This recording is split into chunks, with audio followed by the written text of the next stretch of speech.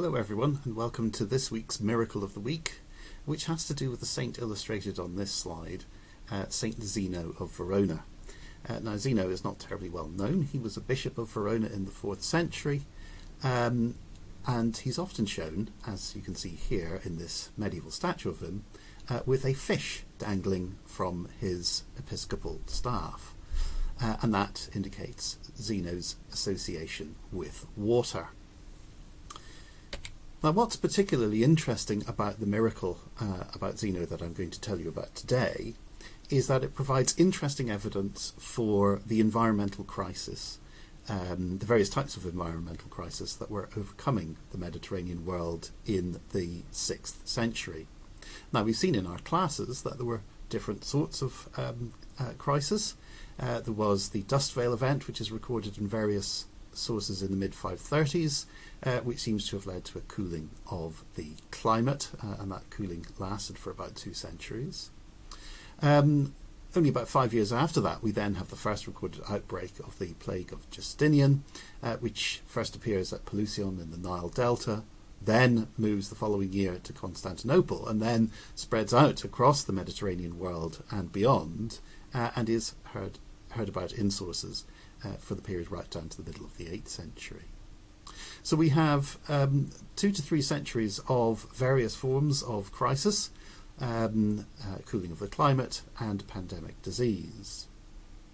These events are often associated together in the sources, and a good example of that is a set of circumstances which are described in a number of sources for Italy in the years 589 to 590. A year when we hear that the weather was particularly bad, with torrential rainfall in many parts of Italy, including the city of Rome, and the one that we're concerned with in this short video, Verona. And what I hope to show is that these miracle stories help us to understand this sort of psychological response of local populations to these environmental crises. Now, we've already seen in class that in his histories, Gregory of Tours describes how the city of Rome was afflicted by flooding in the late 580s and through into 590, when he hears from one of his deacons who's been to Rome that there had been a major flood of the river Tiber, so that ancient buildings were destroyed, and that wheat in storehouses was spoiled.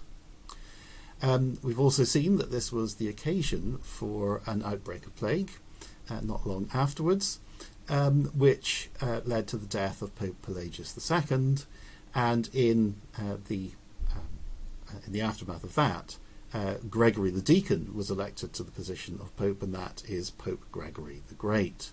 And it's Pope Gregory the Great who's our main source for the events at Verona that we're going to look at. Now, Gregory wrote a work called the Dialogues, which is an account of miracles worked by saints in Italy, and the illustration on this slide comes from a 12th century manuscript in the British Library, which shows Gregory at work on his dialogues. This is from a manuscript of the Dialogues, and it shows the Holy Spirit in the form of a bird flying down to Gregory and inspiring him to write about these amazing miracles. Gregory, in his Dialogues, in Book 3, Chapter 19, describes the miracle at Verona, but helpfully begins by relating it to the flood of the River Tiber at Rome, which we've seen referred to in Gregory of Tours' histories. So Gregory is talking about this event that happens at Verona, and he calibrates it. He mentions that it happened at the same time as the flood of the River Tiber at Rome, and the illustration on the slide here shows a 19th century photograph of the Pantheon with the piazza in front of it flooded by a inundation from the River Tiber. So we know that this event happened at Verona in the same year as there was this flood at Rome. So we're in the year 589 to 590. The episode at Verona is focused on the major church devoted to Zeno of Verona. This is the Church of San Zeno Maggiore, which we can see illustrated in the slide here. And we're told that the local river, the River Adige, burst its banks, and the floodwaters rushed towards the Church of San Zeno, to the extent that the floodwaters rose up to the level of the windows near the roof. Now, this was a much earlier church than the one that we have here. The church here is 11th and 12th century and later. But we're told that the water, although it threatened to rush into the church, it threatened to flood the Church of St. Zeno, it didn't. And in fact, even though the doors were open, the water rose like a solid mass in front of the door. So it was as if there was a wall of water standing at the door of the Church of St. Zeno, and this threatened the people inside, but didn't actually come into the church. So Gregory says that it was as if that thin and liquid element had been turned into a solid wall. Gregory goes on to describe how people trapped in the church by the water were afraid that they might die of hunger, or perhaps rather oddly in the circumstances, thirst. But eventually they came up to the church door, which was open, and showed this solid mass of water looming up from outside the church, and they were able to drink some of the water from the flood. And as a result of this, he says, in this way, the water stood there before the door, behaving like water to comfort people, and yet not acting like water in order not to flood the church. So we have a reference here then to a flood, but the flood waters are held back by some miraculous force. And he goes on to explain, he says, it did all of this to declare the great merit of Christ's martyr. In other words, to declare the holiness of Saint Zeno himself.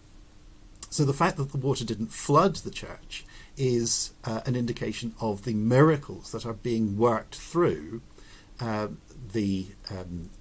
through the presence of Saint Zeno, who was buried in the church. So again, we see how God is working miracles through the power, through His own power. Through God's power is working through these saints.